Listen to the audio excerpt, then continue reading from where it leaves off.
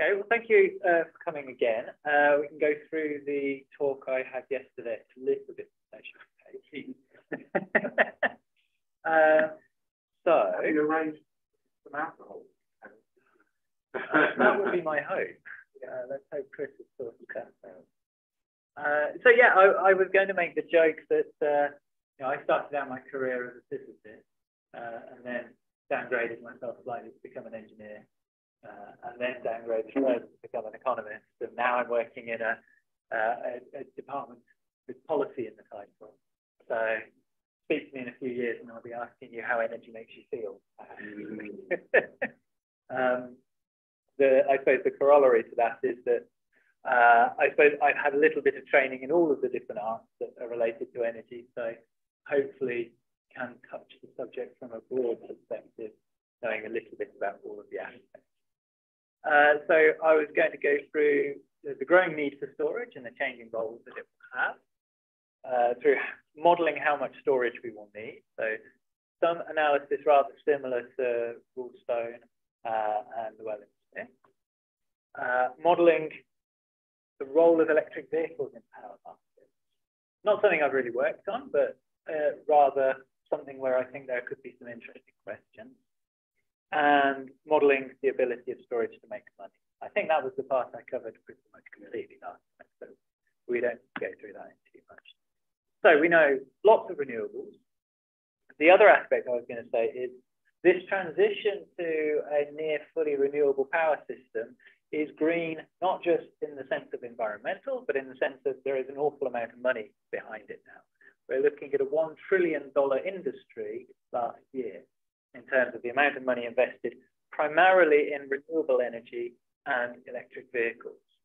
So to think, where were we sort of back at the turn of the 2010s, the sort of five-fold growth since then. So it really is where the money is going. So you can see it's not just purely policy motivated, but now there is the very much the business aspect to it too. And this is being driven by cost reductions in the key technologies that are enabling it. So you may all be familiar with the solar PV learning curve. So cost of a PV module has reasonably consistently come down by 25 plus or minus 1% every time the world has doubled the cumulative amount that has been built. So back in 1981, it was about $20,000 for a single kilowatt. Now it's more like 200 or 150 or so at module level. Very similar results for wind power. The learning rate is a little bit lower, but we're now, this is looking at auction results for offshore wind capacity.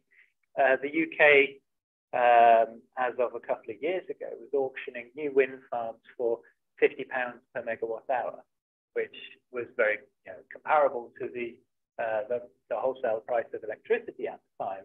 Now is more like 1/4 what we're paying for electricity. So these things seem very good value for money. So is that on the right per megawatt hour or per megawatt? Per megawatt hour. In fact, it's staggeringly dangerous because the cost of capital is more than half.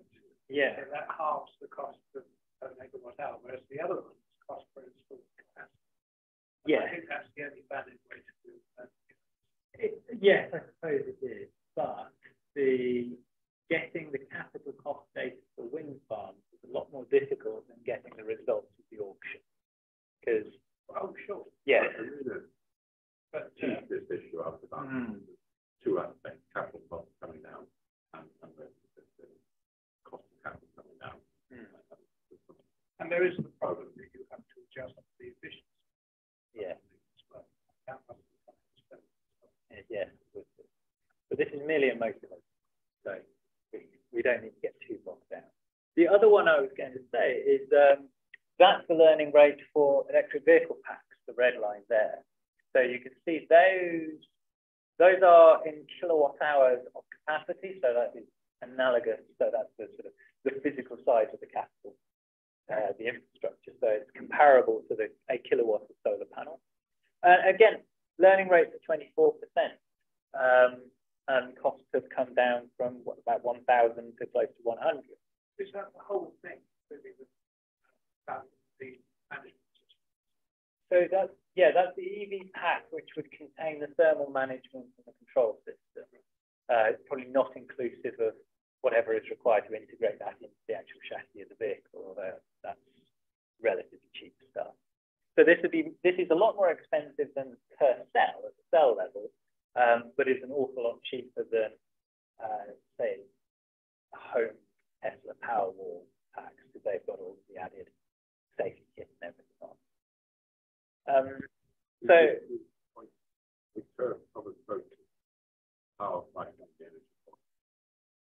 No, so this is not at all levelized. This is just for, let's say, a 50 kilowatt hour battery pack.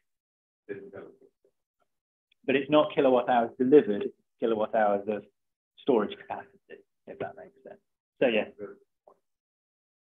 so this has got nothing to do with the efficiency or the utilization or anything, just of the physical, how much upfront cost to purchase that equipment.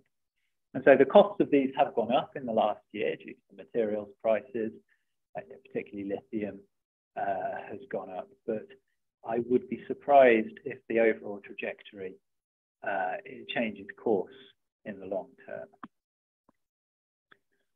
So we'd seen these yesterday. Effectively, the more renewable energy you have across a wide range of studies, the expectation is you need more storage.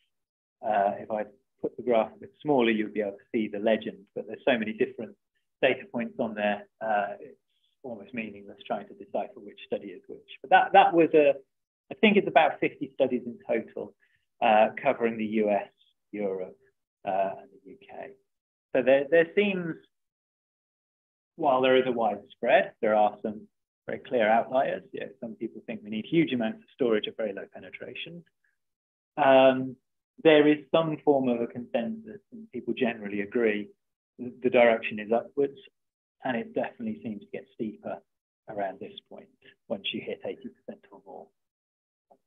Any reason for that outlier?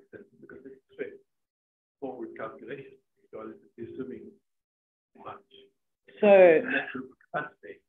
Yeah, it could be of any number of things. So these are often least cost optimization. So they have assumed a heroic cost of storage, or they have considered a situation in which there is no expansion of transmission.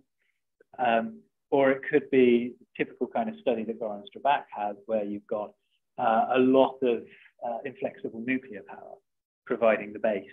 So if you have nothing but nuclear and renewables, you need an awful lot of storage because you've got rid of all of the other flexible technologies. So it's down to the specifics of what that study had considered.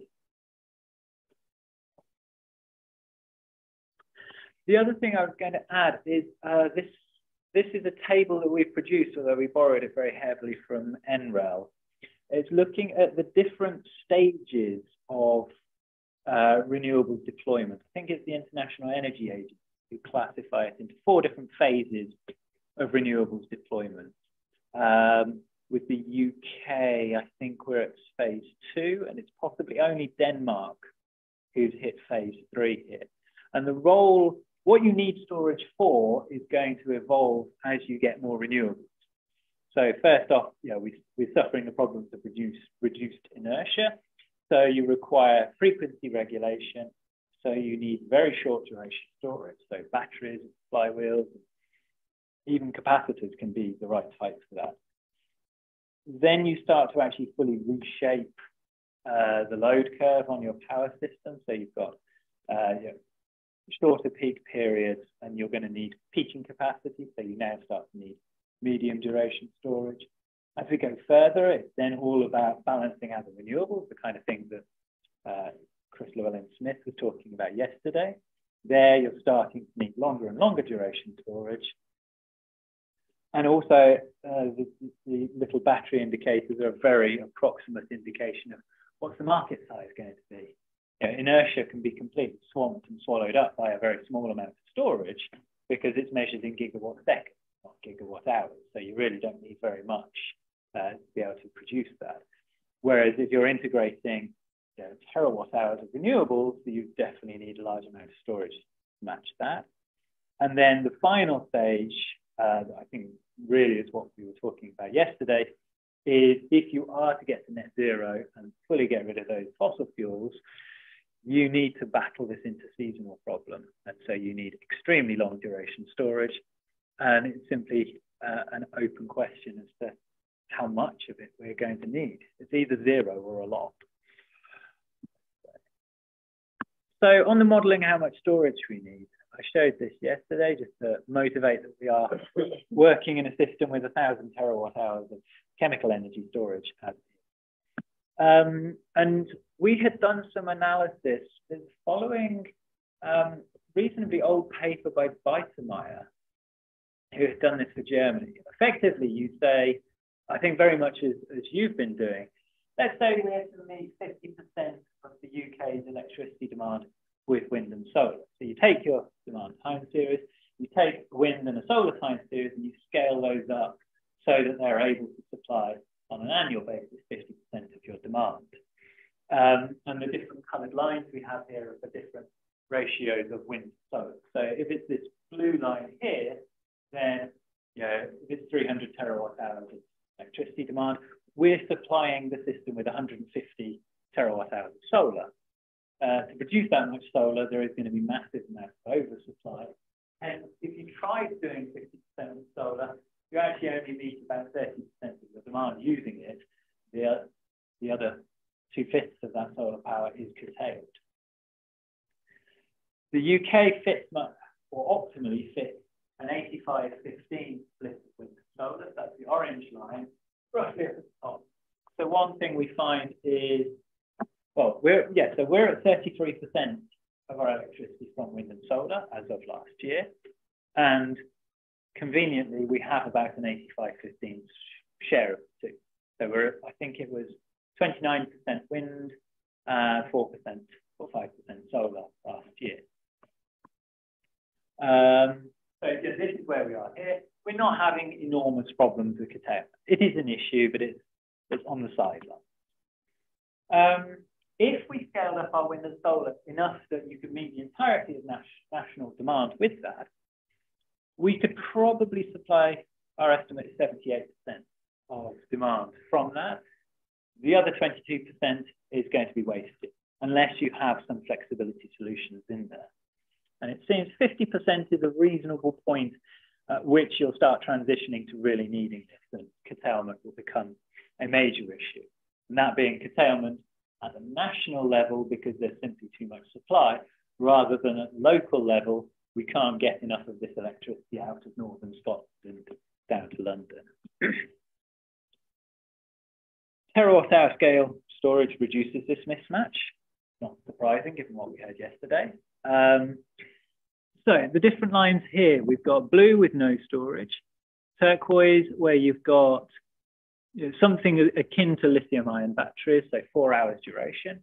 Yellow is something akin to putting in compressed air with a 16-hour duration. And then red, probably the only thing to do that is hydrogen, because you're talking months worth of storage. So if you're at a point where you're generating 80%, or you've got enough renewables that they could supply 80% of your grid mix, then there's clearly a benefit of moving from no storage to short duration. Beyond that point, moving from short to medium duration storage starts to become worthwhile. So you could say 80% is one of these transition points, and then 90% renewables is another transition point, because it's beyond there that the yellow and the red lines start to diverge, and you're getting to the point where it's only long duration storage that can effectively bring you up to 100%. And just if you were trying to get 100% renewables, well, it looks like you'd need to build 25% more renewables capacity than is strictly needed, and your hydrogen is then able to fix the mismatch between them. And we're talking, what, 27 terawatt hours of hydrogen storage there, which is... Does that mean, that might be interrupted occasionally? No.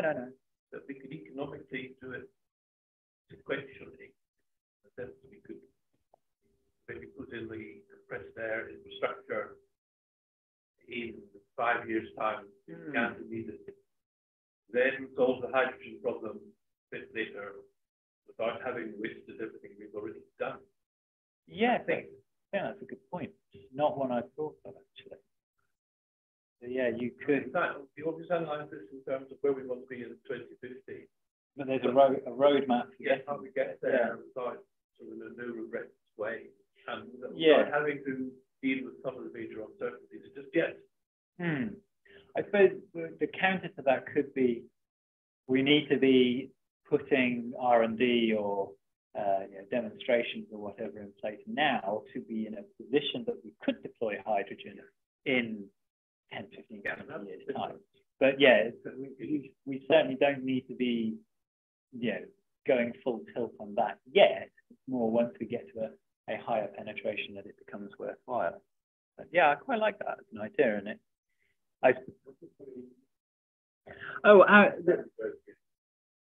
That's average load hours. So that is, the storage has a duration of 730 hours. And effectively, you can smooth your renewable output over that kind of window.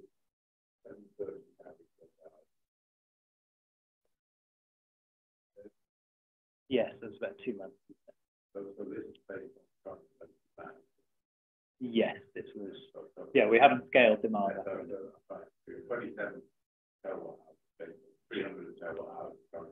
Yes. Yeah, so roughly, if we doubled demand, we're doubling the amount of renewables. We probably need to double the amount of storage. And the other thing I was going to say is we've done this for a few different countries. And I mentioned, I think yesterday in discussions, that we found a couple of archetypes. So it seems, for example, what's your best ratio of wind to solar? That's just purely a matching time series thing. And across Northern Europe, it seems similar, around this 85 to 15 share. And then you have a group of the sunnier countries where demand is either summer peaking or double peaking, both in summer and winter, where it's more a 70-30 that fits better.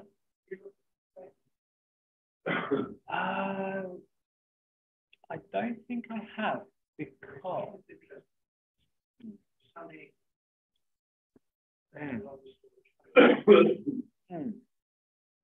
I think the criteria we had here is we wanted to have at least 10 years of demand data. And Spain is tricky. They don't have as much demand data, at least that I've managed to find. And so we have it, but I don't think it.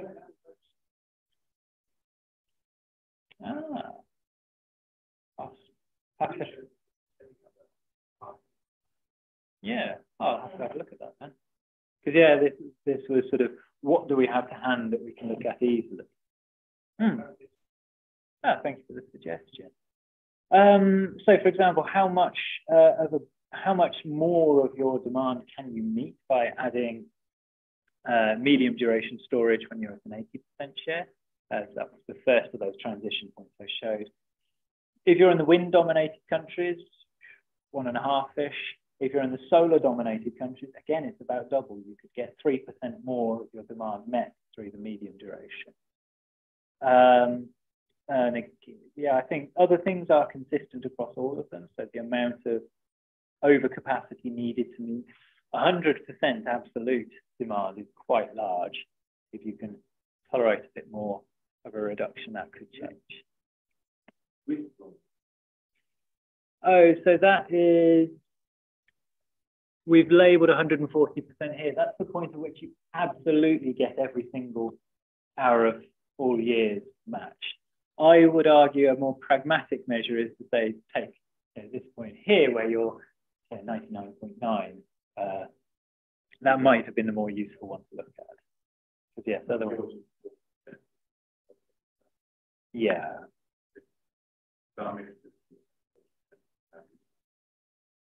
Okay, yeah. So,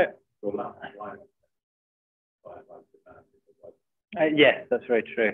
Queensland is a little bit smaller than Japan is. Okay, so I've been busy trying to crack away a little bit more at this demand time series issue. So what I showed yesterday is demand has very much changed in its nature over the period. And we've got with the demand ninja, the ability to take meteorological data, convert that into how much demand for heating and cooling there is going to be, and then you can scale the three components, non-thermal demand, heating demand, and cooling demand, to generate very accurate looking time series for demand. So this is the case of Great Britain.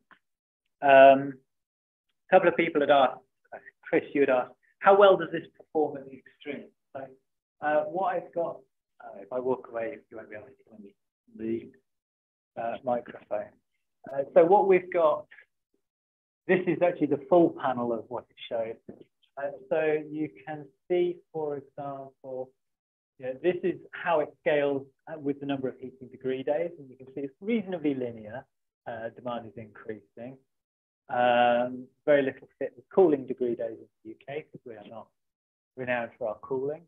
And the other thing that wasn't clear from yesterday is this will give you an hourly time series of demand. And the strange thing there is it's using a global aggregate profile for heating and cooling. So effectively, it doesn't matter where you are in the world. If you're cooling, you do it at 4 p.m. at the peak and 4 a.m. as the trough, and it's a sine wave between the two. Heating, your diurnal profile is mostly flat with a bit of a peak in the morning and a bit of a peak in the evening. And so it doesn't matter where you're from in the world, what culture or religion or anything like that, the way that we choose to heat and cool our homes is reasonably comparable, at least in terms of the time of the day. So this is an example showing you the hourly trace of demand. Perhaps a more interesting thing is this is effectively a plot of the correlation. So actual demand against model demand. So you can see, for example, at the very coldest day that we had in the UK, we were under predicting by maybe a gigawatt or so. So whether that indicates there is an issue at the absolute extreme, I'd like to see a few more cold days to be able to comment thoroughly. This plot here is an attempt at spinning all of the different days that fit at the same temperature, and then working out what's the normalized error, so the difference between the model and actual divided by actual, and then summarizing that. So at times when temperature in the UK is between 0 and -2 degrees or so, that's daily average temperature, which is why -2-ish is coldest it goes, the model is on average under predicting demand by maybe that's a third of a % or so. And then you can see it's sort of stable across the range of temperatures. There's a bit of wiggle, but given that the standard deviation is much larger than the difference between 0, it's probably robust. And this is something that we can do for any country with which we have demand data. So this would be the example for Norway, which is one where the tightness to fit is really quite good because the majority of Norway's demand is because it's so cold and they have a lot of electrical heating. And another example I was going to show is New York. So that's an example where they have an appreciable demand for cooling. So this one here, the pink and green chart, that's showing demand as a function of temperature. So you can see there's sort of a sweet spot around 15 degrees where New York State demand is its lowest. As soon as it gets hotter than that, air conditioning absolutely shoots through the roof. So they're increasing their demand by about a gigawatt per degree. So you get this very spiky profile in their summers, but also a bit of a peak in their winters too. And then the thing I had been trying to produce this morning was not quite a 40-year time series of electricity demand for Great Britain.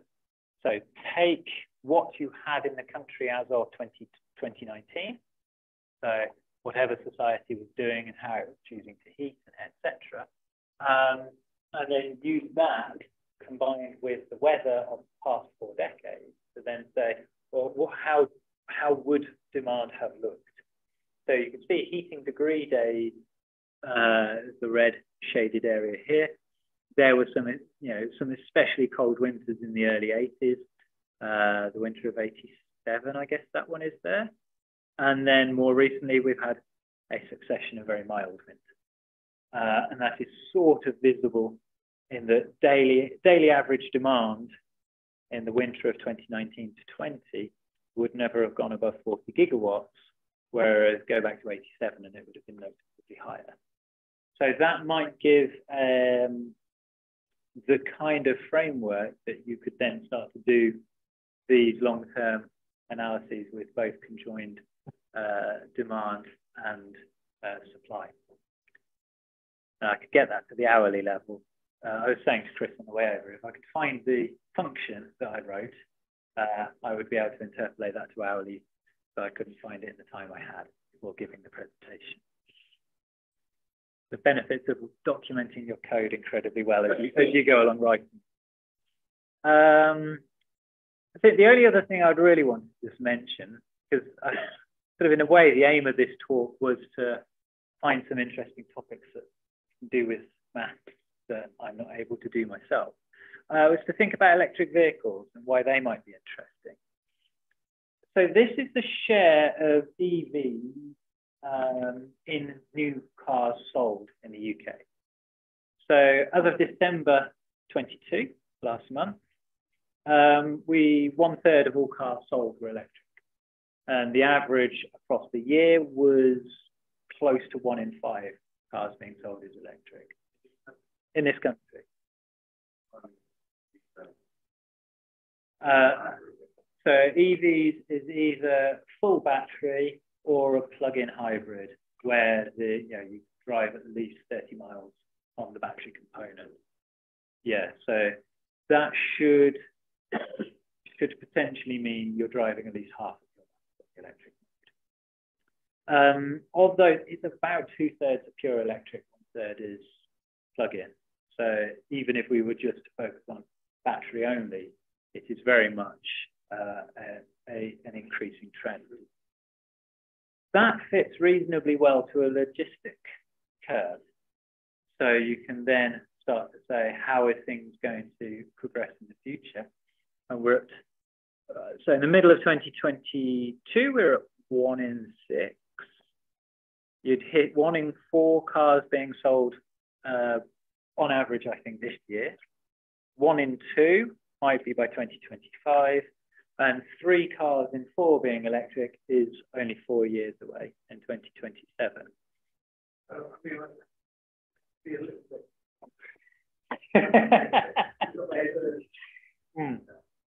I mean, yeah.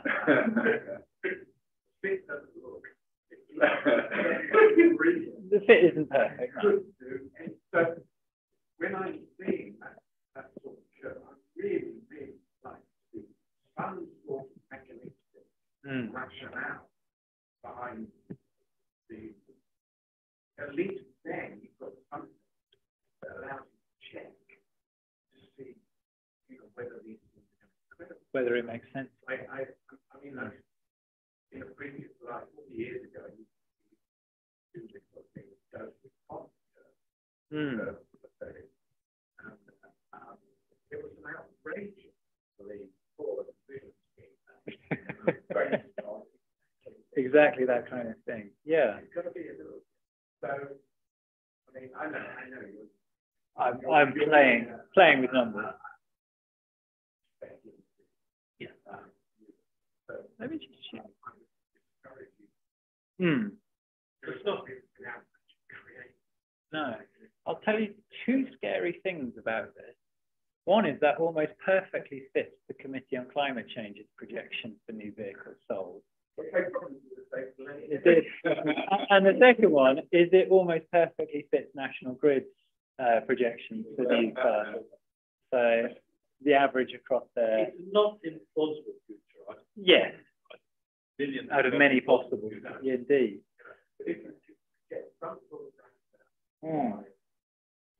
Why the market Would do that.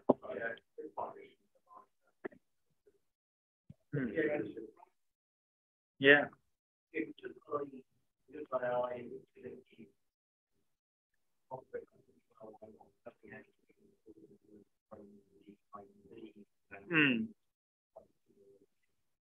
Yes, possibly. Look at sort of industry projects, how they plan to build, set up their internal manufacturing. Yeah. Because they plan ahead.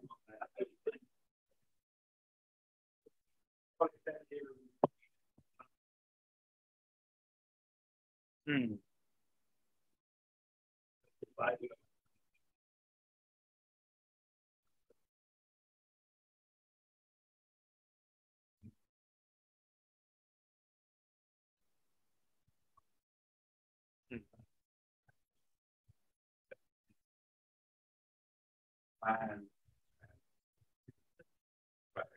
there's no point in going faster or slower.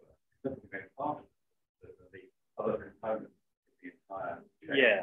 And if you go slower, then you just lose out. Yeah. Everyone has to sort of grow.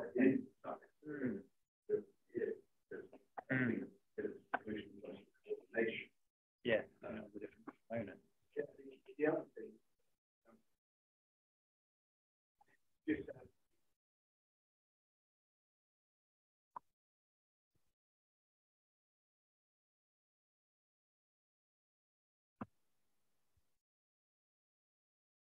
it becomes, yes, it becomes the truth. Yeah.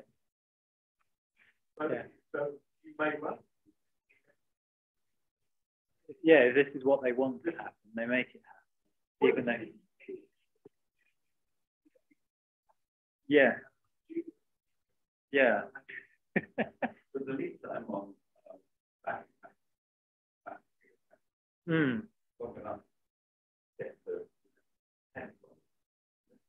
I think so. Yeah, there's 40 gigafactories coming up in Europe, either operating or under construction at this point. So, and sadly, only one here, I think, if that. Is that what needs to be correct to be British? That's why I said one, or maybe not one. I don't remember a bit. Okay. The Nissan one. So yeah, 2 down to 1. I guess.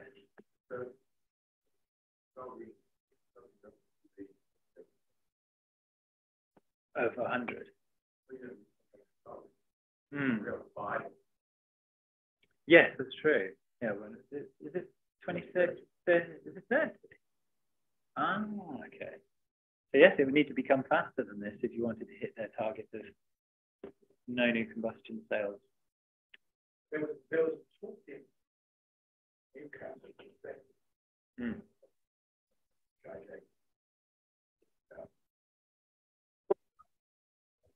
He was saying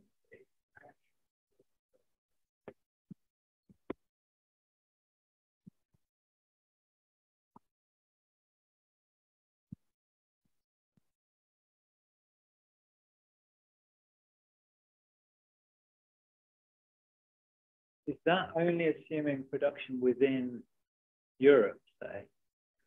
That's global.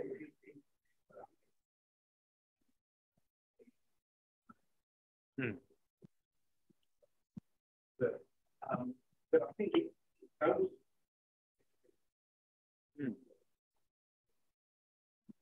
Looking.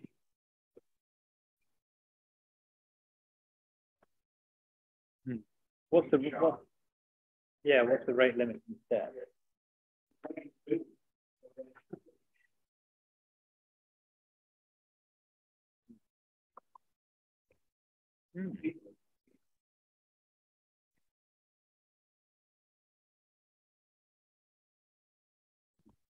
Were these the same people who would have thought that hitting 33% as of last month would have been woefully optimistic? Yeah. More importantly, this was again just a motivation slide. That's the thing I can hide behind. That's all.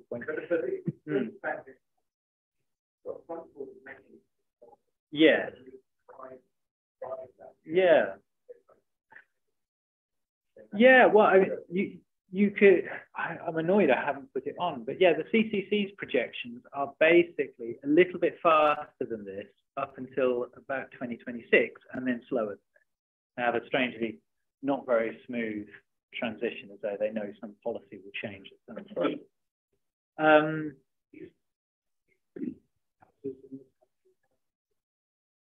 Indeed. Yeah. How many people have on-street park, off-street parking?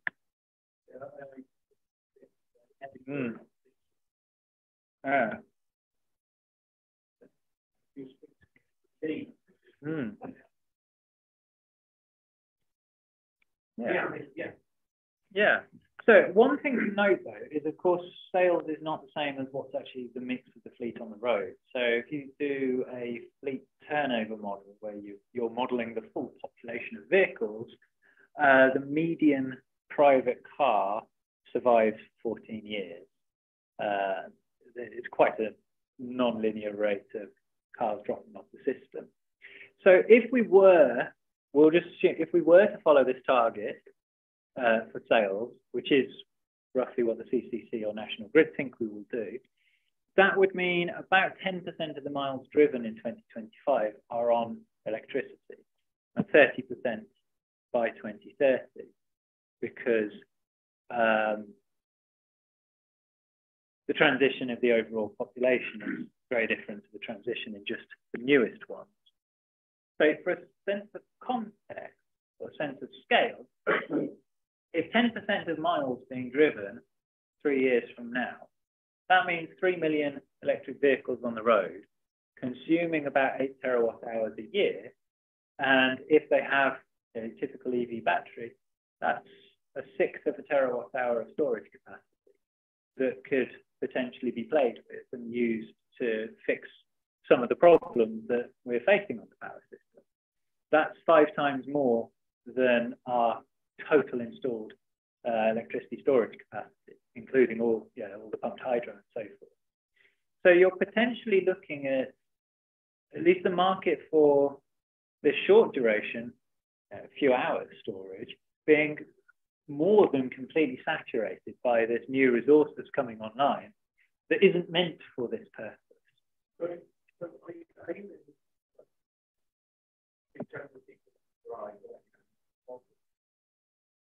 No, I'm thinking anytime your battery is plugged in, it could do stuff. It doesn't need to simply dumbly suck electricity at all times. You could have a setting on your car. I'm willing to be paid X if you can play around with my battery. There you're getting into the realms of the social science stuff. Will people tolerate this? What's their willingness to provide? So that down to, can you guarantee that the degradation? Yeah.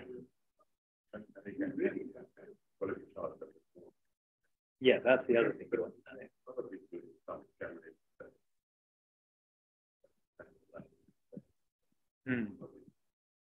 Yeah.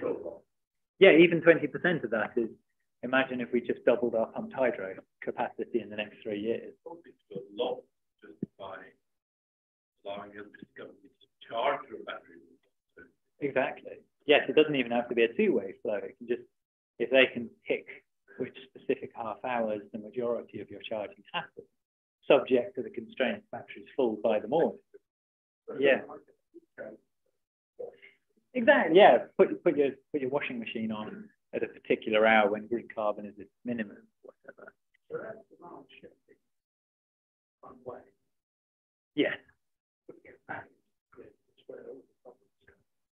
Could possibly, yes. By problems, do you mean in terms of the battery degradation? Or?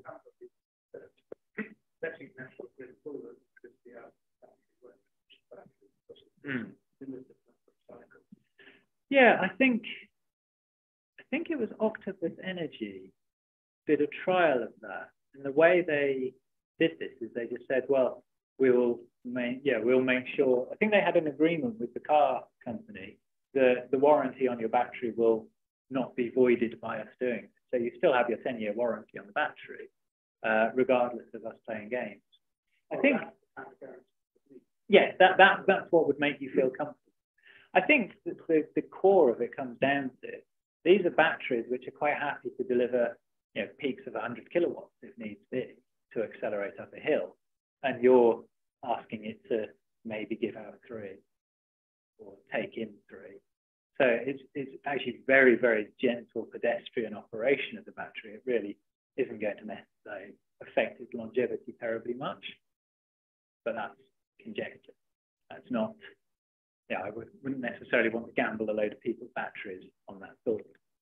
So all I was going to do is just point out, you've got something very different to what we're used to here. You've got a fleet of potential storage units that is incredibly dispersed around the country, that's incredibly heterogeneous in terms of you know, what the battery technology is, the size of it, capacity, the price at which people are willing to offer its capacity, the availability of it, and it's never going to be more than semi-controllable.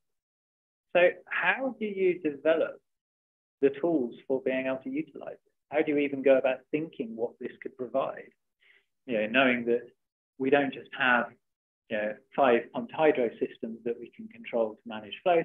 We've got 5 million systems, some of which are online, some of which are not, some of which have particular constraints on why their charging can go. Is this something that can be optimized, or do we have to you know, think about this in a more fundamental way first as to how to even categorize the problem? Principles you can optimize this. The question becomes that we don't, I mean, even the pumped hydro stuff, we don't really control it. We give it pricing, and then people decide what to do. So you are not in a sort of pure engineering setting where you say they have a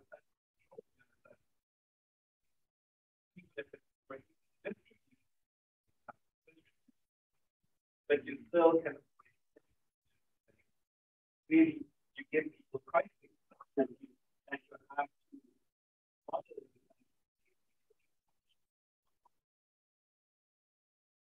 So you always have that level that becomes this question.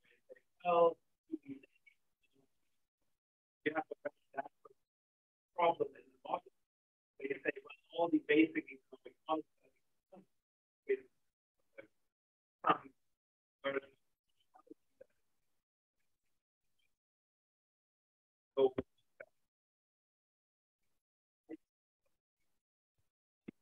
with a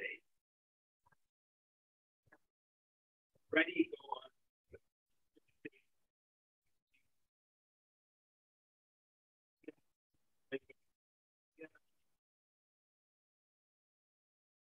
And then on top of it, the second controllability is something where you say, oh, they could simply drive away. Yeah. And so maybe to get to the question,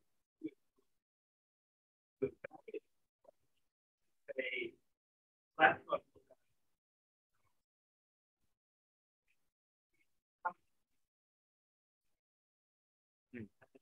look at there are companies that think of a company that do this, think of any sort of sales type company that has also delivery vehicles and can essentially shift around when they use it. So how would they work? Such a concept that might well that function would play out. Because you could simply say, well, the company is looking at especially as because it can pay the plan that the battery degradation doesn't matter, then that's fine. So that was something, but I think that might be a restriction that could work better. Could you then sort of generalize that across to a broader population by just saying, well, people are different. There are some who are going to care very much about their car must be charged as soon as possible, or they care about their battery. So they are only going to give away their capacity if they receive an infinite payment. There's other people who just love this kind of open data and being able to play around with stuff. So they're happy to do it for free. And there's a whole spectrum in between that. So almost there's just this variety of prices at which more of the capacity becomes available. Yeah.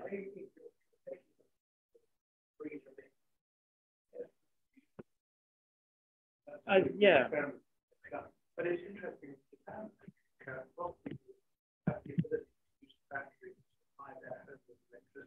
During extreme weather. Yeah. It's how much Yes, I think a lot of the American EVs now have this. So hurricane mode. Effectively, you plug your car into your house and it will run your house for 3 days. It's an optional extra.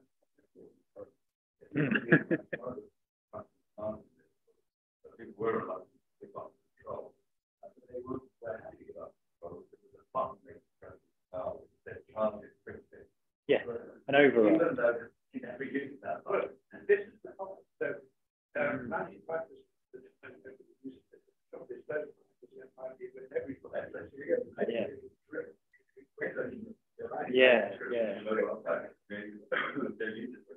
The option of being able to do it. Yeah. But yeah, I think the way that the trials have worked is effectively you can either charge your car for, now it's probably like 40 pence a unit, or you can let us play around and we'll only charge you 20 pence a unit. And that's sort of where the price signal comes in.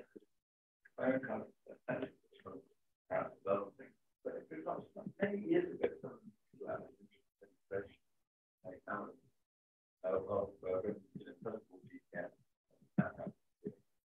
all the problems the user interface didn't really go. You just demonstrated whereby you started out in your first 100 yards, it gave you a prediction where you were going. I mean, because Saturday morning, where'd you go? Yeah. When you put it in that,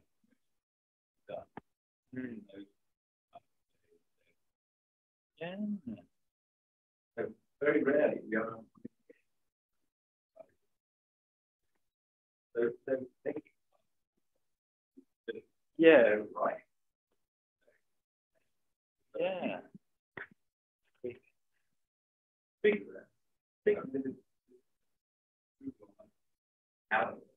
Indeed, I know. Yeah.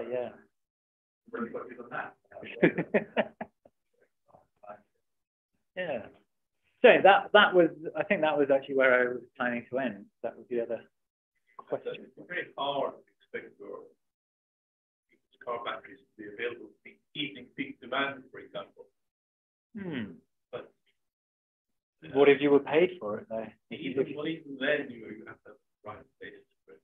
Yeah. But when it's at home, when you charge it, finding something you really like, don't care, and you're paid for it much better. Anybody? I don't know.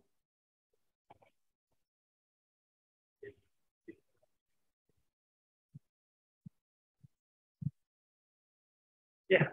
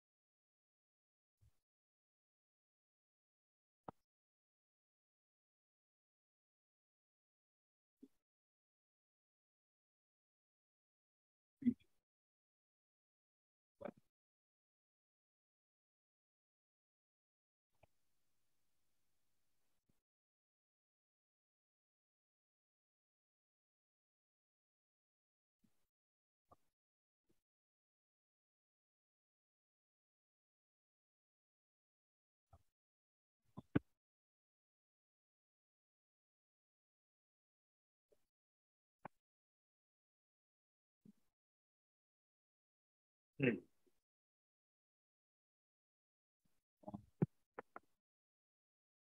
Yeah.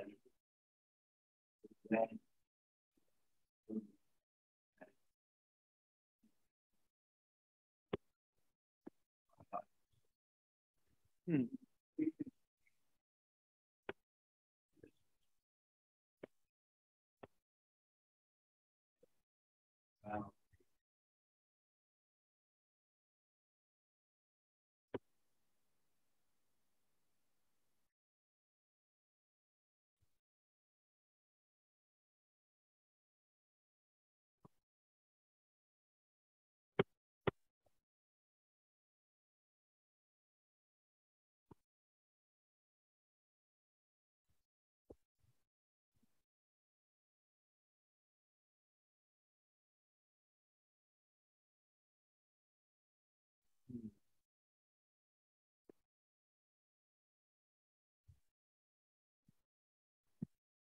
So what I've heard though is that there's been an awful lot of studies. They all seem to be focused on the car and the user of the car.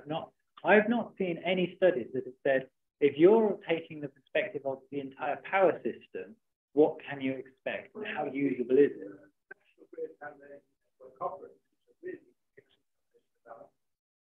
Potentially big increase in demand, which if it were shifted to different countries, Yeah. They've been looking at Yeah. Have they done any of this openly that we're able yes, to? They know less about that, really.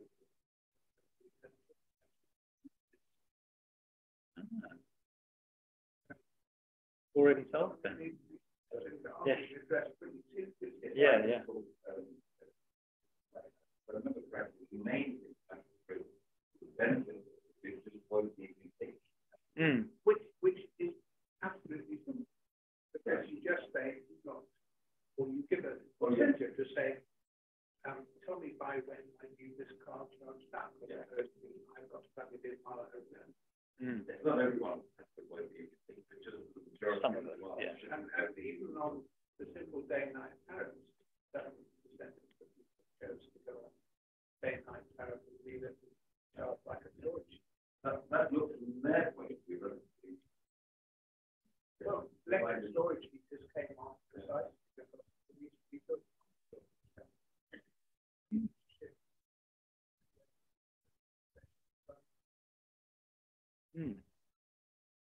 People are not rushing for a car.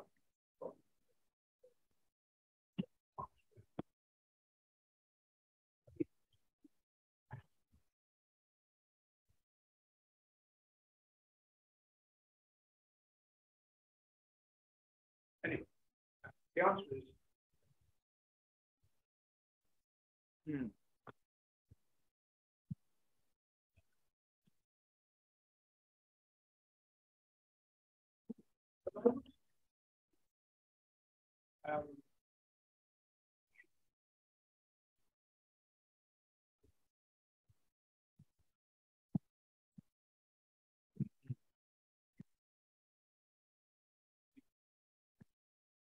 but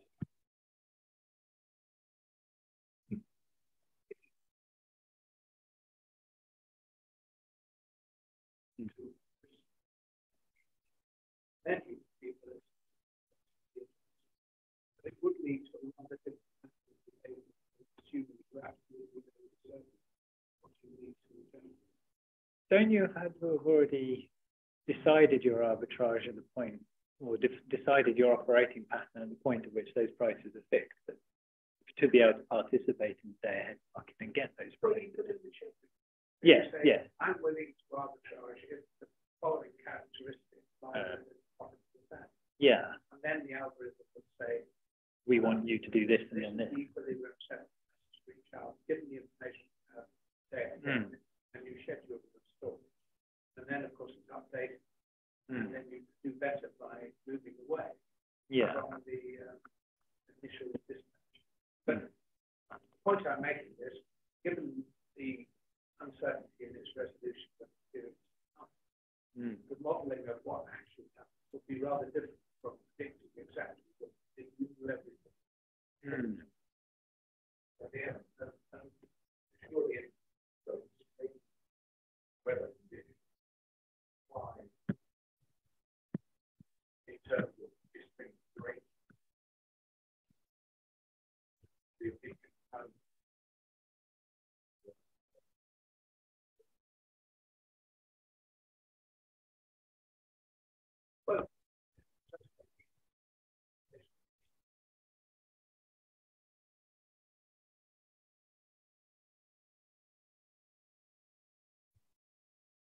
Hmm. Hmm.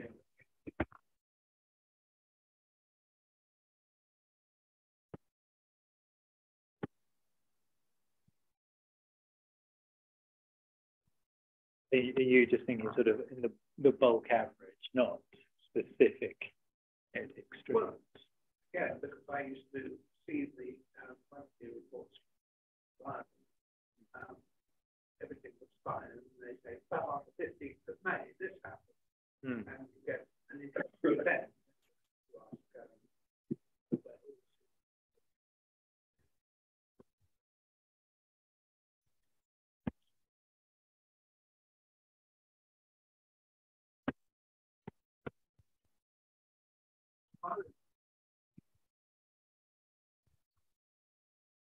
Yeah.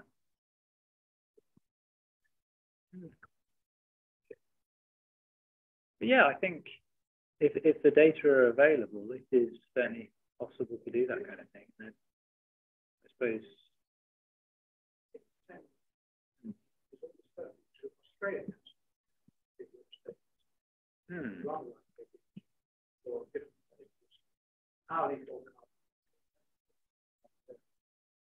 Wow, that would open doors to new things. Yeah, interesting. And there's been quite a lot of work done using this sort of data to see much better.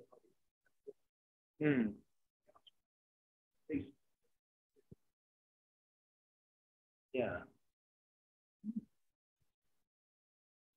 Were you wanting to present as well?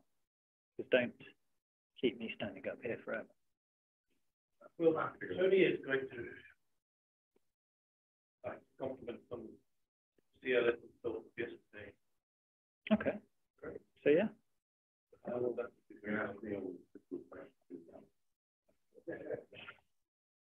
That's very interesting.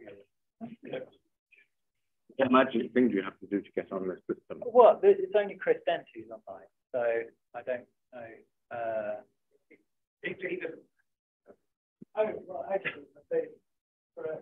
How do I get my slides up on there? That's what I'm saying. There was a sheet of paper somewhere with the Zoom. Oh, there's a Zoom thing.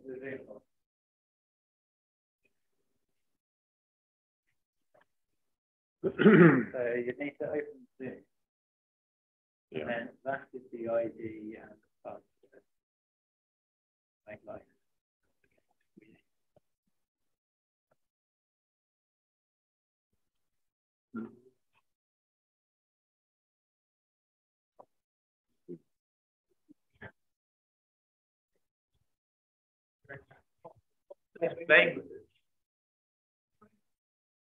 I think the noise I activation. just do. I mean, I'm trying to work out ways.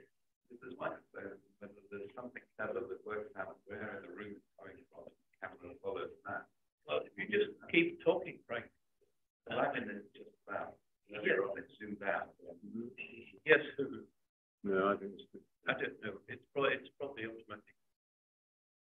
Where do you put it in here? I'm into Zoom. Where do I put it in?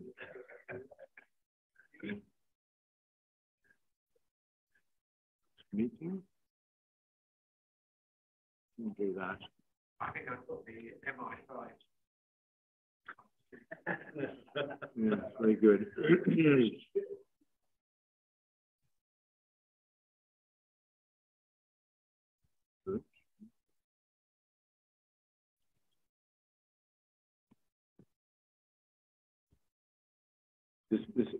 This long number, is that what you put in?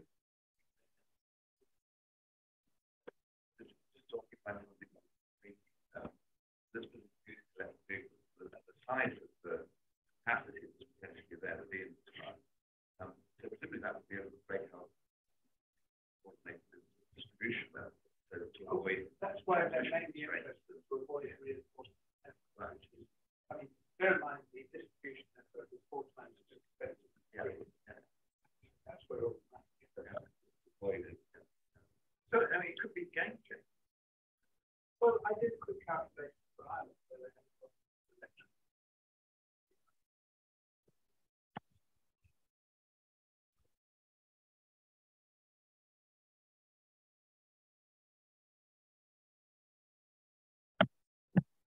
No.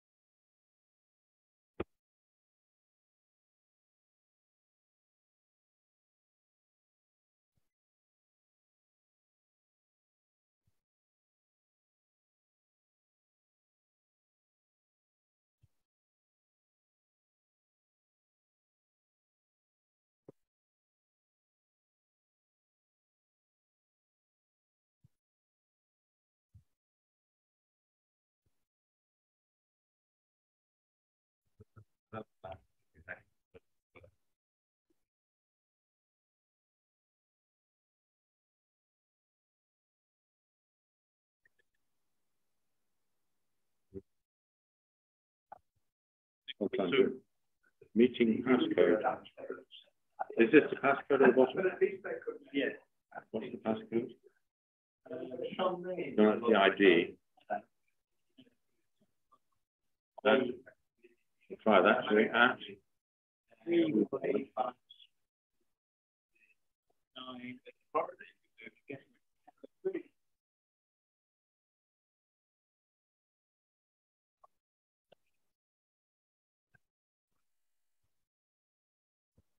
3 something.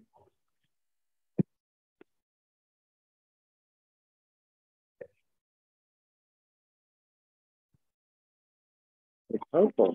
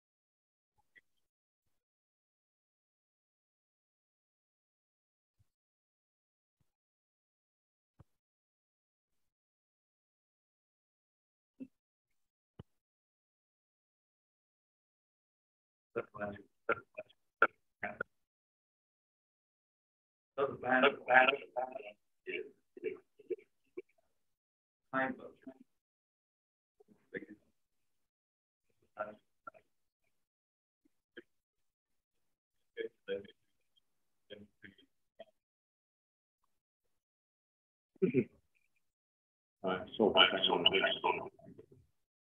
it's a horrible noise. Right. That's interesting.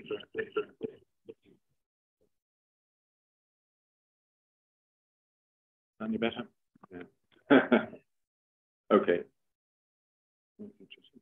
I've got to change. You've got that. Why is that?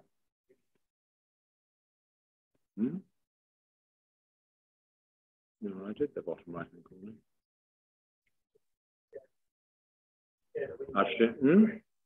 I've shared the window, I think. So share the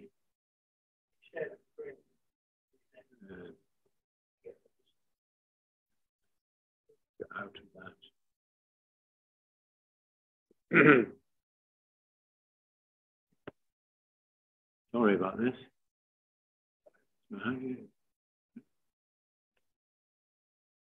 Yeah.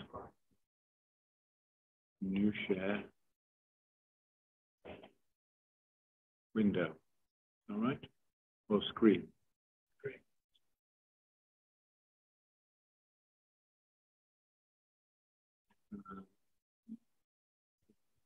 Yeah.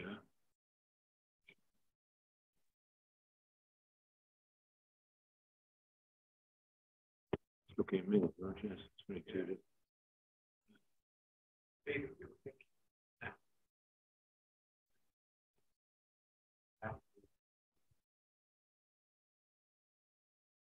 Window is a problem, but if I do the screen, it doesn't show me the window. How do I get that? Oh, because I'm who's that then? Hmm?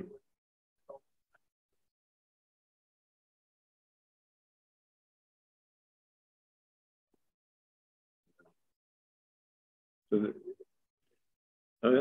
Windows, you say entire screen. So this is the window. Possibly. And then go entire screen. Yeah, go to entire screen. Now push share. And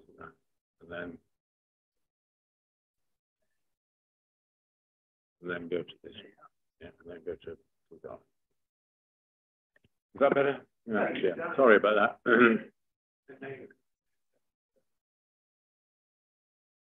Don't mind seeing Tony twice.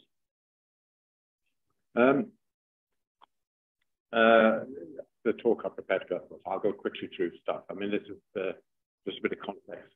So we're looking at combination of lots of renewables and net zero. And these two together are quite important. So we're talking about 2050, when demand we think will be twice what it is at the moment. That's what the Climate Change Committee said. And we're talking about, because the falling price of renewables, the supply support, the choice will be solar and wind. And we've looked at a particular demand profile, which goes into our demand sharing, with the new demands, electric vehicles, resistive heating, heat pumps, and such like. And we've been trying to look at how to ensure that lights stay on, which is demand's always met every hour. Then if you're having energy storage, what types are, and then how much of it you might require, and then how you coordinate things. But we used Iain's data for the solar and wind scale for 600 terawatt hours, and we used the demand profile, which was based on that the Climate Change Committee had produced by Imperial College people, but it's 37 years of wind and solar, 1 year with demand, repeated again and again. And from that, you get this thing on the right with residual energy profile, and this is just showing 1 year smooth. If you looked at the whole year, you just get a band between plus or minus 100 gigawatts. And you show this very spiky profile. So the job in the future of the grid is not to manage demand, it's to manage supply of the residual energy, which is driven by the supply changes. Why is it demand such a small seasonality, much less so than we have today? Well, you have to ask your friends at Imperial.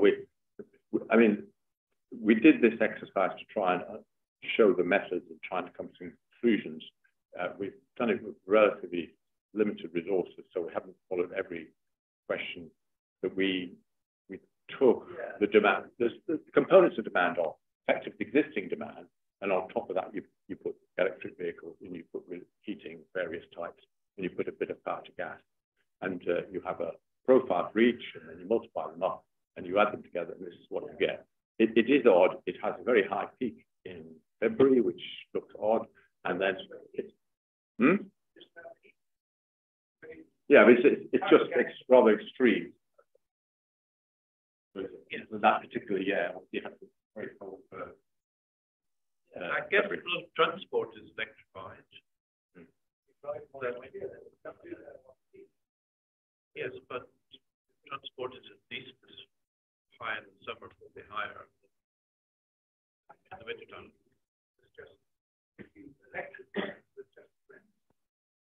So this is mainly heat pumps. So you're getting co-compression with free, and this is. They look more suitable to manage.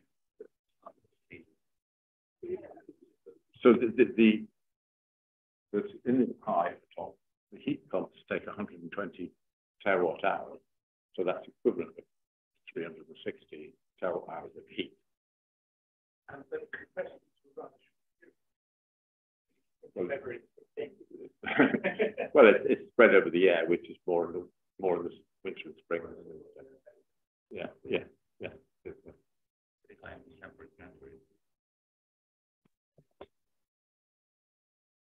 So what I think you're all saying is why, what is the big demand in the summer? The answer is no, I could go into the data and dig it out. But there is some seasonality, but it's not perhaps as much as you might have thought. Although, I just wanted to show this, that we started looking at this thing with a master's student about 10 years ago, and he's done a master's part 3, and he wants to look at it. He wants to try and prove that nuclear and renewables would complement each other. I said, no, they won't. And he proved this. He used data from France, but he used these methods. And it got us into saying, well, can we understand what the nature of the solar and wind makes for the demand? And what does it look like? We started going to Laplace and Fourier transform. They are a bit of a blind alley. We don't use it, but I think they're quite good because they show some things which we might expect, but it's interesting to see them. So you've got the demand up here, wind here, solar there, and the residual compared. If I start with the residual,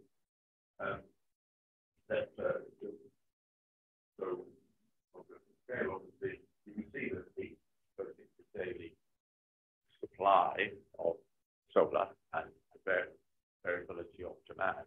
You can see the weekend, you know, a lot of like forest. Yeah, you see something. Yeah.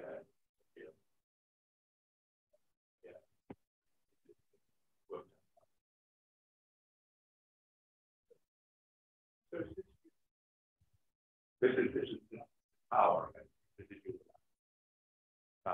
so you have quite a big spike in the daily variation, but the energy that you have to fill the gap is the multiple of this power and high. So this is much more important thing. It's only about gigawatt high, but it's tens of terawatt hours because it's over a number of years. These effects, you know, it led us to think that there's some slightly different things you have to deal with here, and that's what led us into looking at everything in a chopped off way. But really, there's something going on today. There's something going on at the end. We know everybody knows people event, and in the middle is this very horrible question: what to do about it? And this is over this is driven by wind. You go back to the wind at some point, yeah. On the wind, this is by the scale, the forest of things, with the air effect, and then at the peak there, which is the multi-year effect. So it's very clean. Very things here. Here. It does give you some sort of feeling for what's going on by looking in terms of these Fourier transforms.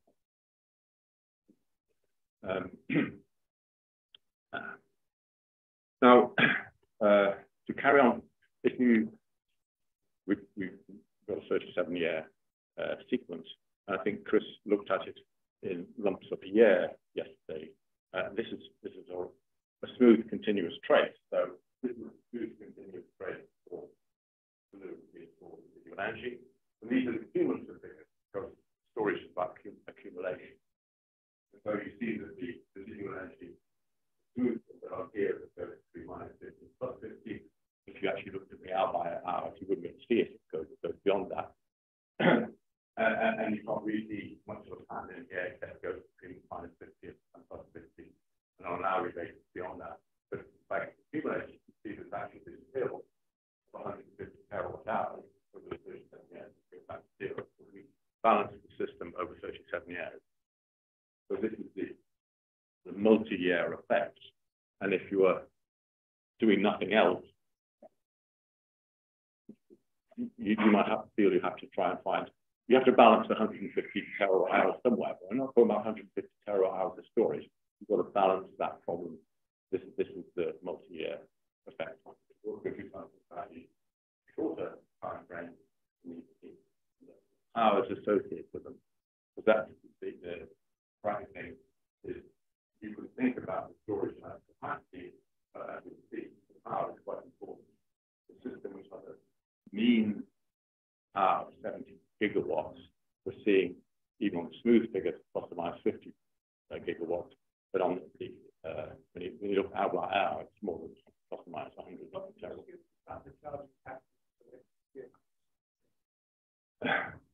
But we're assuming what Imperial did there was about 100 terawatt hours of electric vehicle in there.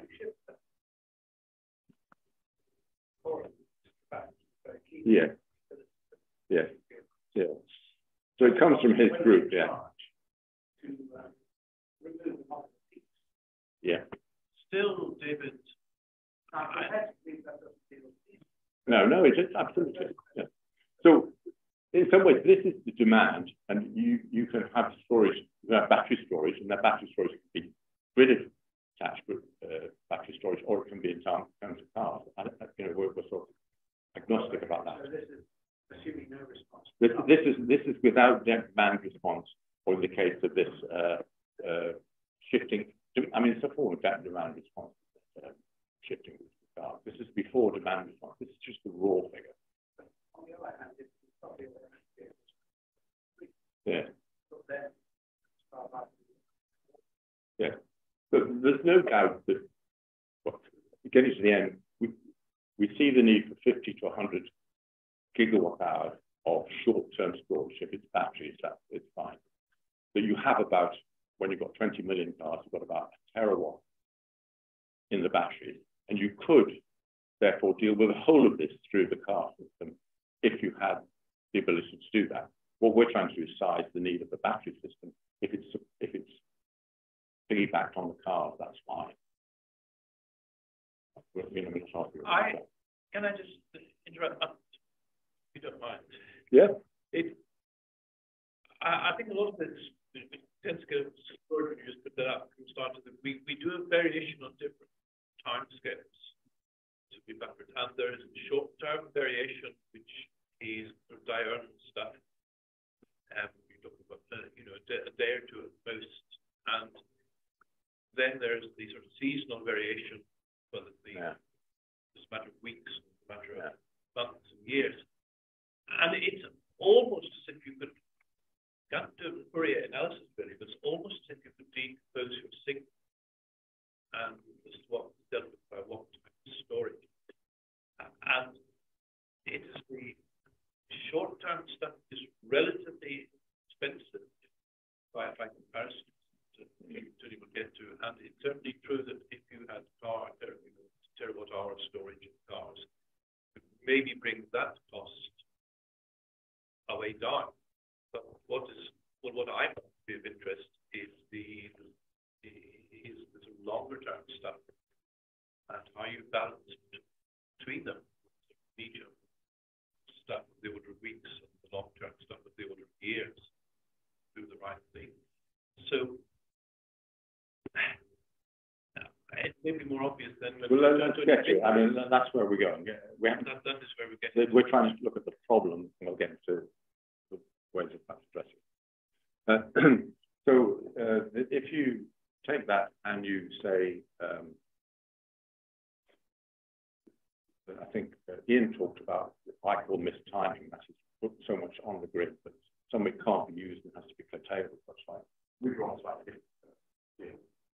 If you have a demand in this case of 60 terawatt hours, and you build a supply of this amount, the amount you make useful is the amount of it. So if you build 60 terawatts, then the supply, you can supply gas. And you showed this is very similar. It's about 120 terawatt hours, about a fifth of the total. So this is the average for anyone. This is the average of the distribution of the years amongst that. And what this says, if you have to go double the amount to get close to the supply, if you want to have no form of storage and it to be completely renewable supply, because you know the laws of diminishing return. And you do need to do something to fill this gap. You make a decision on economics, go that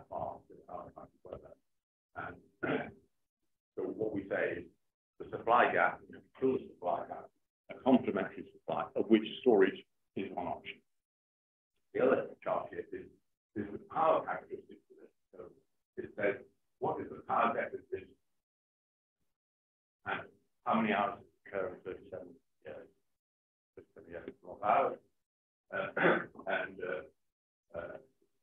This is with no excess energy, excess overcapacity, that you have 30% overcapacity come down to the earth. So it's hours per year or hours per 37? Hours per 37 years. So a 3 hour loss of expectation. 100 down. Yeah. But it's all that time. That's that kind of thing. So 100 hours is.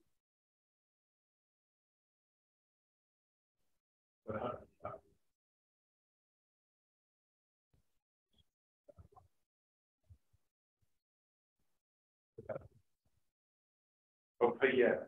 Yeah. So this is 37 hours, 37 years. And it's the time to spend. The graph I should be saying. So the point I was trying to make is you have quite a lot of power, but only for a few hours. And so if this is complementary, it's going to inherently have low utilization. Something about what this lying on kind of foundation. So one of the inherent aspects of whatever you build, it's going to operate very seldom, and therefore it's because the capital asset has problems replacing it with its capital asset because it's only going to deliver stuff occasionally or a small amount of time. Yeah, well, right. So and if you've got a really low capital cost, partial piggy bank, that's great. Or you pay for it some of the way.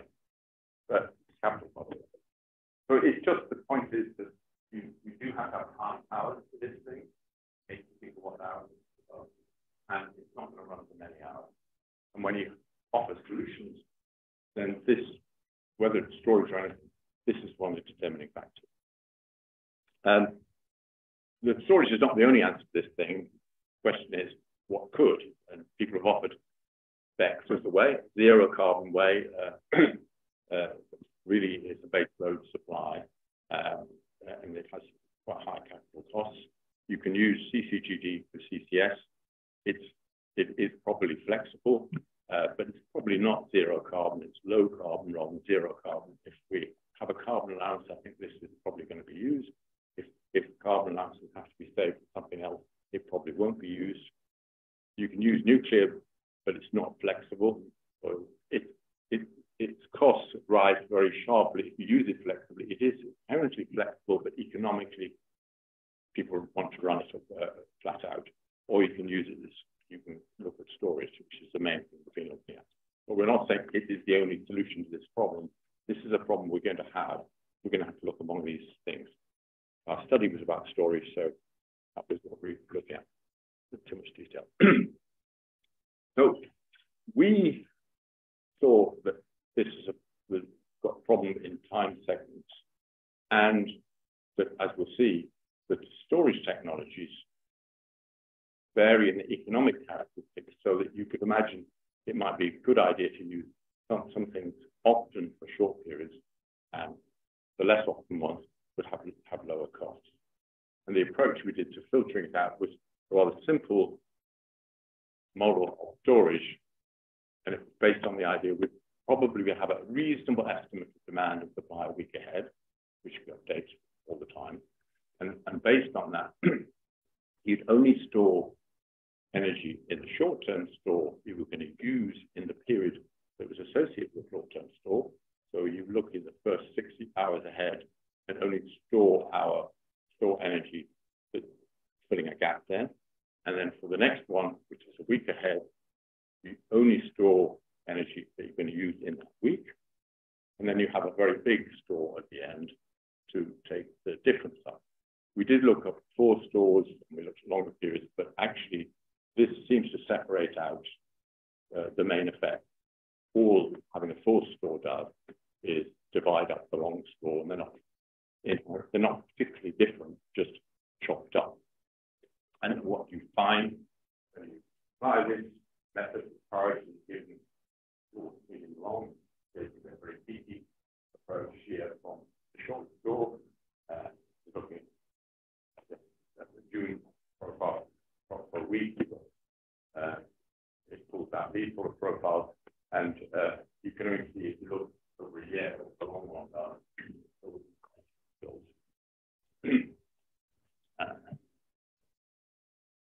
The other reason that pushed us towards this sort of multi-store approach was looking at a little bit of the technologies. I'm not going to go into technologies. Really, all I want to point out is these kind of characteristics. These are breaking quite simply into electrochemical, physical, and chemical, and the sort of costs are the future storage of $100 a kilowatt for battery, say 10 for the physical system, and less than 1 for hydrogen crystals below that. The power doesn't rather inversely, but not particularly strongly. So this varies by a factor of 100 by a factor of 5 or 6.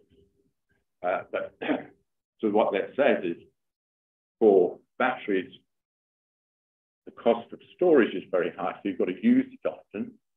The cost of power is not particularly high, but for things where you want long-term storage, the cheapest store, a chemical system is the answer. And of course, they have different round-trip efficiencies, which we talked about before. And I just have some examples of the biggest ones in the world at the time we did this. And they're actually quite small by comparison with what we see the requirement are. But we did a slightly different way to work out what the size of storage was, to present it anyhow. We present it in terms of the fraction of solar power for different cases, generally different amounts of overcapacity. With this system, you need about 15% overcapacity if you're going to meet demand. The losses in the system are about 15%. So if you're below 15%, generally you can't balance it. Then, as Iain mentioned, the minimum size stores generally is about 20%. But arguable about national capacity and this, that, and the other thing. But this is TV. Yeah. The energy supply, the energy release is quite interesting, because the energy release is not the obvious thing. The biggest store doesn't release, not responsible for releasing the most energy. The biggest release, this one, is the medium store. With this medium time, which is this very often wind-driven effect. So these things cycle up 30 or 40 times a year, and actually do more in terms of supporting the system for the long-term store, which operates very, very seldom and very provides about 20 or 40 terawatt hours of power. And the small store is very small, but it operates quite well. There's significant in the support to the power system.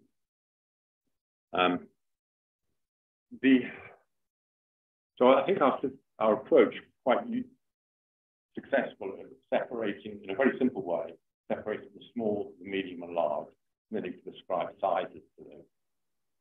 What it wasn't good at was dealing with the problem of power, because our simple scheduling scheme basically said we're using short and then medium and long, and you end up with each of them requiring to support large amounts of power, and therefore perhaps some better type of filtering of this data might be something we could look at in the future and actually could help us with this.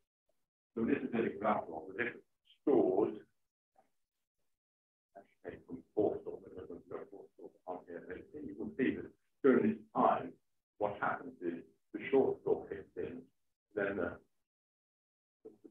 medium store kicks in, and then it's also from here, short store kicks in, and the medium, then the longer store kicks in, does its thing. And so the net effect is each of them might supply quite a large amount of power. And you look through the whole series of short store, you supply 60 gigawatts, and medium store 100 gigawatts, long store 100 gigawatts, and the cost of providing that power, local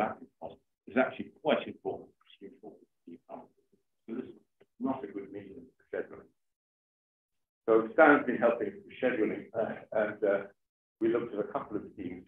This is actually only 2 stores together in the examples we're showing. One was where we gave priority for the short store.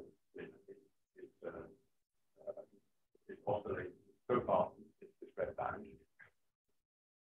So it's not used a lot, it's used first, and the long store basically picks the remainder up. The percentage of store in that. Another scheme was to say that one of the attributes of the short store is it's quite efficient at dealing with low cost in dealing with power. Can we somehow get some of the benefits of power with that?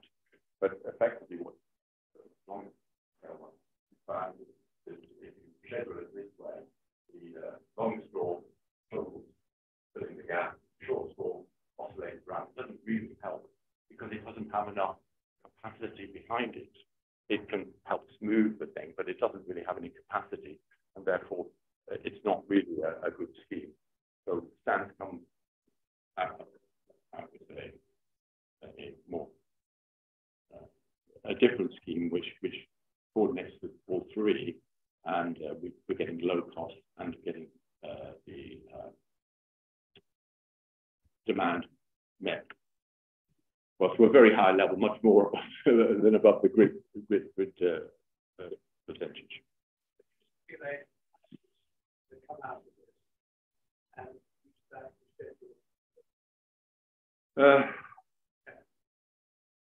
If you've got surplus,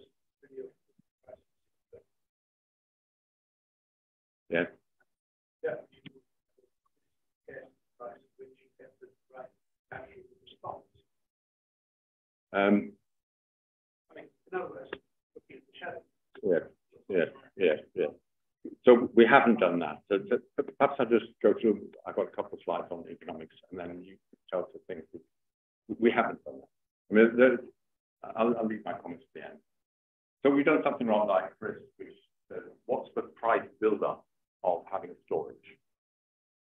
And how does that compare with the alternatives? It's done a slightly different way. So here's the cost of energy, which is, for a system like this, is made up of, from the bottom, in this case, has some base load in, but it doesn't really matter the base load. The base load and the shared cost of the base load, 30% base load, the shared cost of nuclear, if you want, is here, $30 and whatnot. The cost of the renewable generation here, that's the renewable generation just to meet demand. Then here's the excess of overcapacity required. So the overcapacity goes up. So it doesn't move it. And then above this, you've got different cases,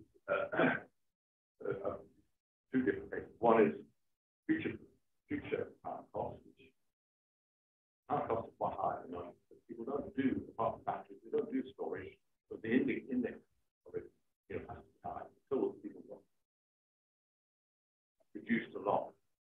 And then we've got the future power costs, we've got the current power costs, and we've got 2 options there. One with power sharing, one with not.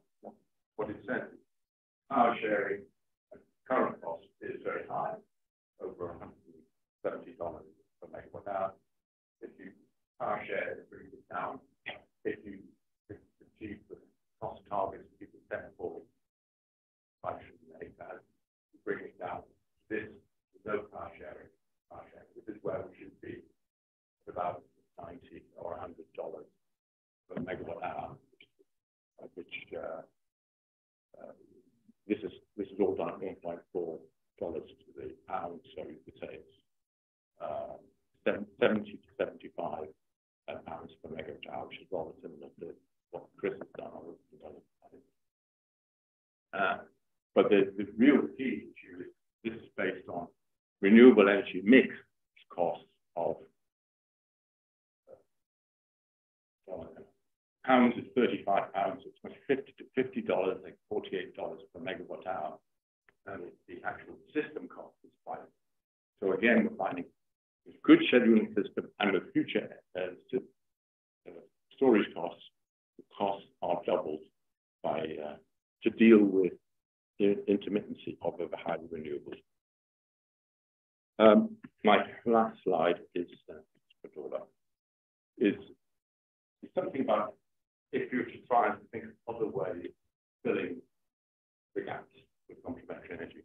And I've used this as an example of this, of CCGT with TCS. And so these are the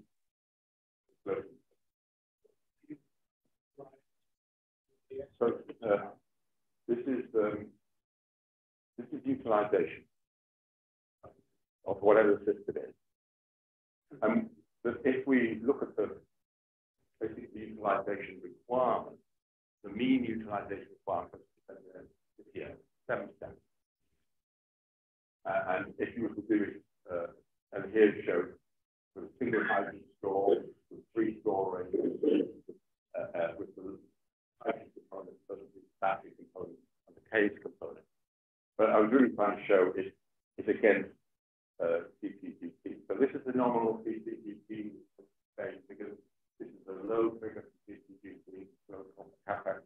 And then if you put up the fuel cost, of course, it's pre-Ukraine, so this is $20 a megawatt hour for gas cost, something like that. Way. So this is 5 times the gas cost. Like that. And here's quite a lot high carbon cost. High carbon cost doesn't really make much difference here because the carbon production from the residual carbon of CCS is quite low. And if you just do this without CCS, then the carbon would be significant. But what we're seeing is the cost of electricity from this device, just from this device, which is only in proportion to the total cost of system cost, is quite high, from $200 or $300 per megawatt hour. And it doesn't really matter whether it's CCGT or it's this system. And we'll see that these stars move about depending on how you schedule it, you change the utilization between the various things. But we see that the compressed air system is quite highly utilized, and therefore it looks like it's quite economic. The batteries are quite low in utilization, and in some cases they're much lower than this, and then but they seem to be competitive against the alternative. Hydrogen store is quite large and it does require extremely low costs. Is this the cost of the electricity when it is running? This is the cost of the electricity it produces.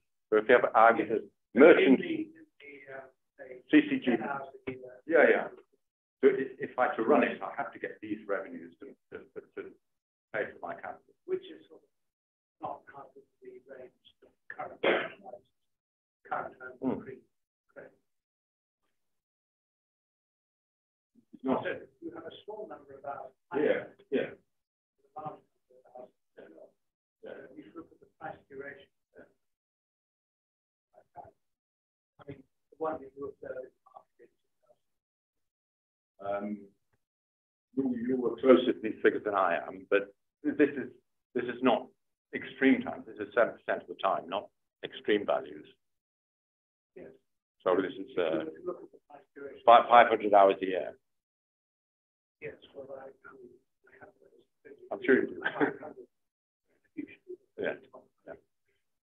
All I was trying to show is there are a number of solutions to this problem that we've identified, and I'm taking an example of CCS and compared it with the cost of doing it by storage, and they're commensurate.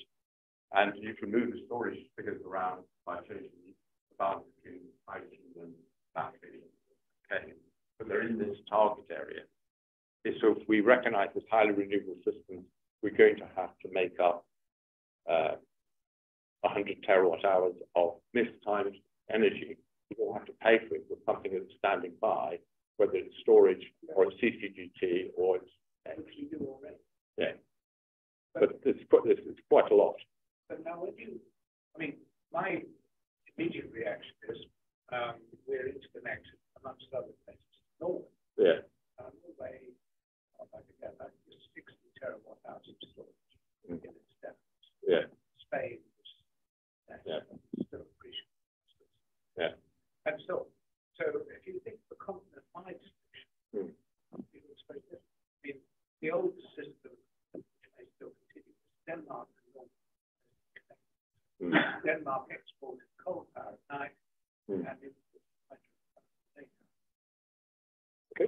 That's absolutely right. That if we can do it on a European scale, the Germans have connections to Norway.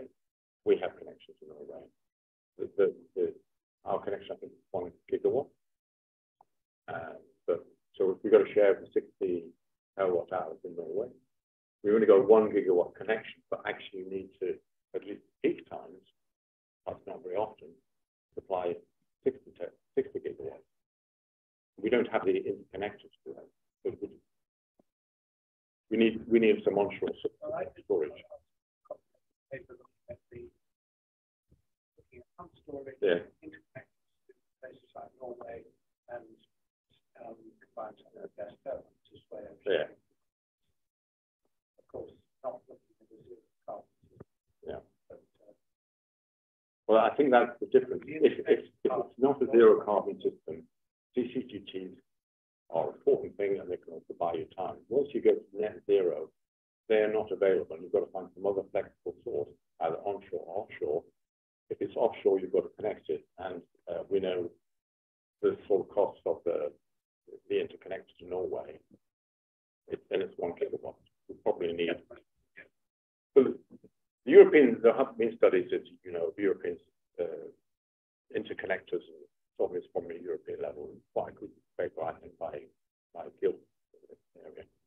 They arranged Europe to be, I think, 30 different regions, all interconnected. An interconnector they provided was 30 gigawatts between regions, the region. And you can get substantial benefit if you provide 30 gigawatts between each area and you operate as a market, as an integrated market. You absolutely can. But I think we have 6 gigawatts at the moment, and we're planning 12 or 14 or something like that. It's more like 30 or 50 gigawatts of interconnection you require, and you have to have a market where you can depend on it.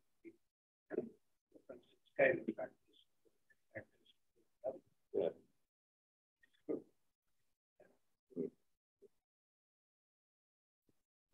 So yeah, that's all the slides I have. So what we've done is, I would call it a preliminary study, trying to understand the problem by time slicing, because we think this is quite important, and then matching it to different storage technologies, and then leading towards the economics. The values that we see from the curves I've done, I think Chris has done. The cost of storage is quite uncertain. The costs of batteries are well understood. The cost of every other technology is not well understood. The current figures are here. They need to be here to be competitive. And the scale of the problem is quite large, however you solve it. There was a very nice talk by Andy Philpott. They were very careful to say the cost of reaching different percentages on carbon. Yeah. And you can get 90%. Yeah. Get 95%. Yeah.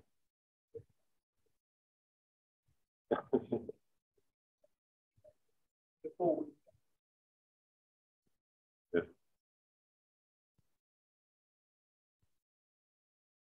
I argue the other way around, because the electricity sector is technical, because it has made so much progress, the pressure from politicians will be for the electricity sector to be completely decarbonized, and any carbon we have left will be left for aviation, agriculture, some of these industrial processes that we really have no idea how to do. And that it's not possible to escape the electricity side, to escape from it, because it is technical. And yeah.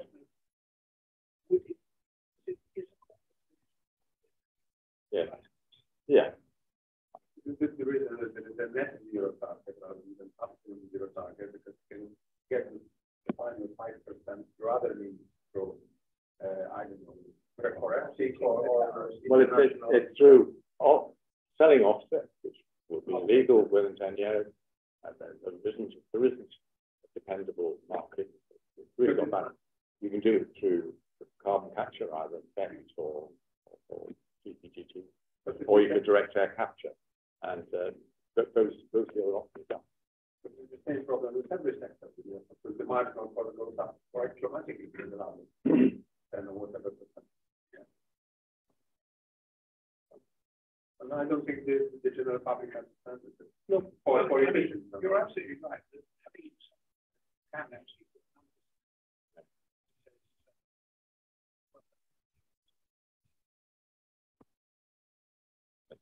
And if this becomes marginally the hardest thing to do, taking the whole economy together, then this is the one that won't get done, the last bit of it. But I think we've come to a position where electricity has made lots of progress. People think there are technical solutions in electricity. There's most of the agricultural things, there's no idea what to do. When you talk about behavior change in food, it's extremely difficult. And I know people talk about aviation. There isn't a decent solution in aviation. On syn fuels, which is quite expensive. But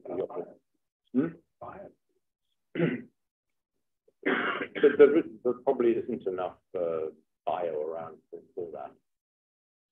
And at the moment, they're running on, they're doing trials with quite high amounts of biofuels. But the amount of the aviation industry, well, aviation is looking at it. Having spent time in aviation, I don't think biofuels are going to solve it. I think syn fuels are probably. Hydrogen is extremely difficult. If you read stuff, if you get the hydrogen aircraft around the corner, it's a long corner. The electric aircraft here, from here to Luton, but not for the United States. It's just not going to make it.